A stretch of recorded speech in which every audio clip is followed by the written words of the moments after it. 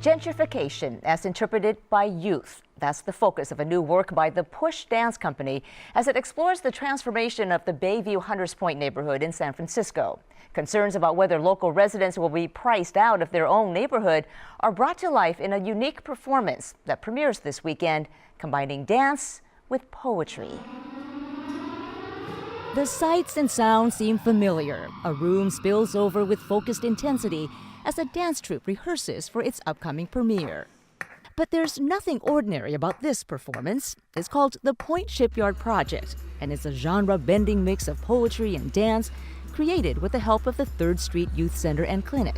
We are collaborating in order to learn more about the toxic cleanup at the Bayview Hunters Point Naval Shipyard and how that will affect the youth at the center 10 years from now.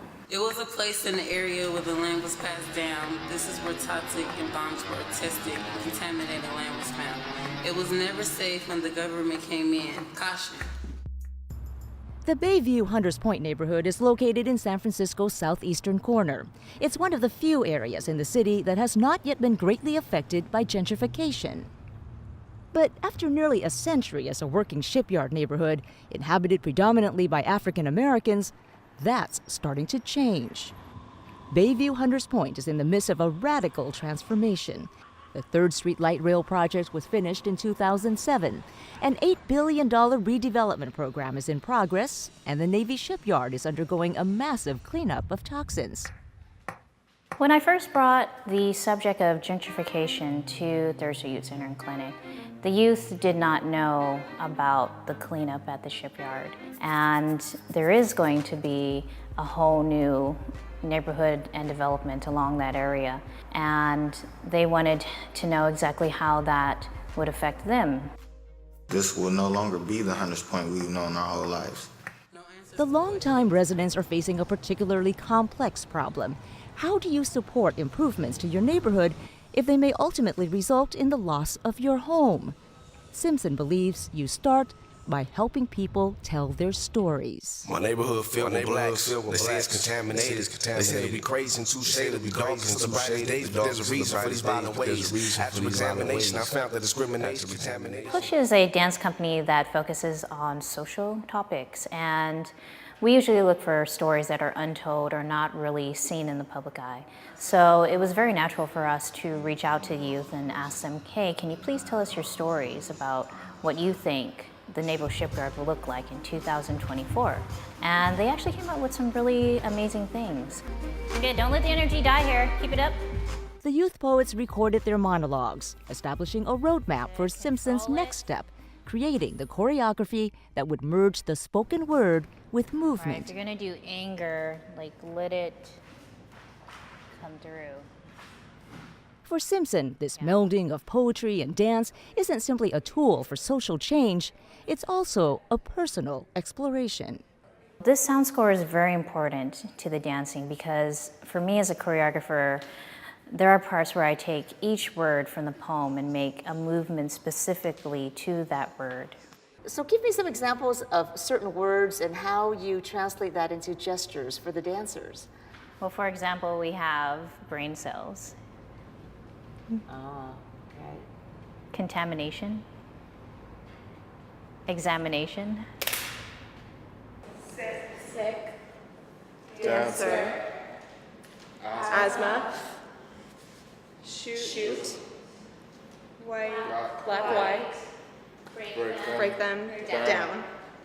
So this is the story about a young man named Sam Owens, and his poem is talking about the discrimination in his neighborhood and how the toxins affect his ability to think, go to school, read, and just learn. The Point Shipyard project looked to the Museum of the African Diaspora for support during development, and it's the ideal venue for the performance. This was another opportunity to look at African American culture and how we adapt and bring culture to new areas as well.